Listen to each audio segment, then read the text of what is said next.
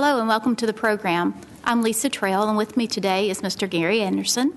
Gary is the Director of Finance and Administrative Services for Murfreesboro City Schools. So welcome. Well, thank you. Glad to be here. So this is the time of year that we are focusing on budgeting.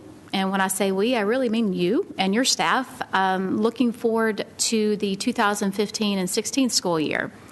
That's quite the task. So as you go through there, can we just kind of talk about how do you even start the task of looking for what we need in the next school year?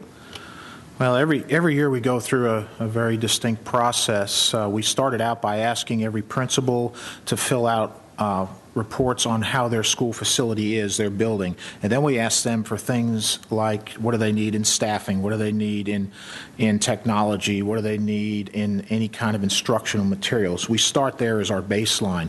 We ask our principals, we ask our department heads that information. So we start out at that place. We build our budget.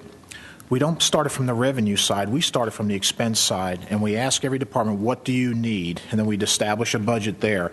And then we go and get our revenue numbers that we estimate. And at this time of year, it's very much an estimate because we don't know what is going to happen with what's called a BEP from the state. BEP is Basic Education Program, and it's the funding methodology that the state uses. We don't know yet, and we will not even get an estimate from the state until late April to know where we even stand on that. We also have to estimate what we anticipate will be coming in property tax and sales tax for the county. We split with the county school system a percentage. We get it based on the number of enrolled students in each school district. So we started from there, and then we build it up, and then we go through it, and Dr. Gilbert meets with every principal, every department head, with myself, and Beth Prater from our finance office, and we establish what they want. Then we look at our revenues, and then we see what the gap is and what we need to do. Do we need to make, if they've asked for something, do we need to recommend that to the school board, or do we have to take that away? We also get from the school board what their priorities are in our budget. So we look at all that, and then we put together a budget proposal, and we present it to the school board, and we go through work sessions and work through the budget, and we get all the input from every department head, every person involved with the budget. The biggest thing for us to deal with in the most recent year's budget, last year and this year, is the growth. We opened a new school this past year, Overall Creek Elementary. Anytime you have new brick and mortar, a new school, that brings in additional students. We also repurposed Reeves-Rogers from a controlled choice school, which was Discovery, and moved it to Bellwood, and we put Reeves-Rogers. So in effect, we had two new K through 6 schools to deal with. So that's pretty much how the budget process starts and what we do and how we try to come up with what we need. So this year, I think that everyone has heard us say we've grown tremendously this year, the most we've grown in years. In fact, I don't think we have had a record year like this in the past over the last 15 years. So as we look to this, do you think that is just a one-time event, or are you trying to project that much growth once again? And again, we realize we did open 2 schools this year. So looking forward, how do you kind of manage that growth? How do you know how many seats to keep available for upcoming kindergartners and those who are moving in?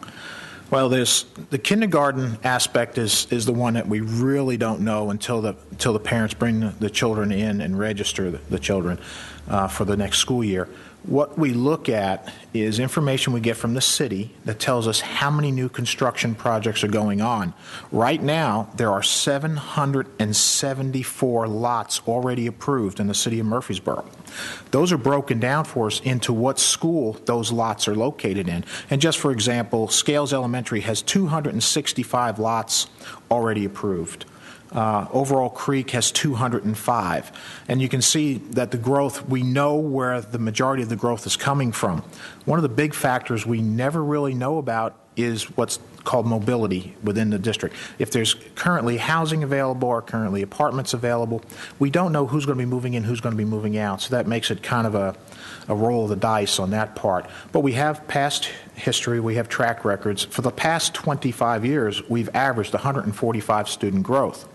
Well, this year, we ended last year with 7,555 students, and right now we're at 8,049. So we've grown right at 500 students, but in that, we actually reduced 5 pre-K classes, which reduced 100 students on pre-K, so we have grown that many students, even taking 100 extra out of our typical mix. So we actually have grown 600 kids, roughly, K through 6. So as you look, if you've got a child in our schools, you're going to say, yes, you've opened up Overall Creek, you've opened up Reeves-Rogers, but if you're going to Reeves-Rogers or you're going to Pittard or you're at Hobgood, you realize all those schools are full. So not only in the budget are you planning for the new textbooks that we're going to need, but are you looking at some more bricks and mortar for Murfreesboro City Schools? Yes. The city is undergoing a 2035 plan where they're looking at what the potential growth is for the city, and it's tremendous what they're anticipating. We are actually presenting to the board, and we'll be presenting to the city council a plan of growth. We are asking the board to approve a 10 classroom addition and a new gymnasium area and music area and stage area for Hobgood. Now, this is the third phase of growth for Hobgood. Each time we've added classrooms, it's filled up. And so now to build it to our core capacity, meaning how much our gym, our library, and our cafeteria can handle, we can add another 200 students, and then basically that's it for growth for that school. So that's one. Another one is Black Fox. What's very interesting is when Black Fox was built, it was built when students were coming in at a list of 25 students per classroom. Well, that all changed now to 20 students per classroom. And with it changing to 20, that meant our core facility was built to handle 1,000 students, but with a reduction in the number of students per classroom, it meant that the school really can only handle 800 to 850. So we're going to add 10 more classrooms, or we're going to propose to add, we have to get approval, of course, from the board and the city council, to add another 10 classrooms to Black Fox, which would make the core facility of 1,000 now have the matching number of classrooms to take that 1,000 students. And then we've got to look further down the line, because when we opened up Overall Creek, that gave us ample growth on the west side of town for about 3 years or so. What really surprised us this year is when we rezoned and opened up Reeves-Rogers, schools like John Pittard, even though we took over 200 students out of that school in the rezoning plan, it's already filled back up. Hobgood has filled up. Black Fox has filled up. And Reeves-Rogers is filled up. So we have to now address the east side of the city, making sure that we have enough capacity there for the students. So we're looking in 3 years to ask the city council and the board to approve another new school for Murfreesboro City Schools. So that's a lot of planning, and I know that you work on a hopefully 3 to 5 year plan, and it changes because of the growth. Is there anything else that we need to be looking for as far as new budget items to see in the upcoming year? I think we're adopting new textbooks, so that will be a large sum. Yes, we're looking at many different things, and the state of Tennessee is in a little bit of flux right now because they're talking about the Common Core and whether they have a Tennessee curriculum or they use that, keep the Common Core. So the textbooks that are coming up right now are math textbooks. And the big decision that every school district in the state is having to make is, do they adopt new textbooks? Textbooks come up in a 6-year rotation. This year, it's math.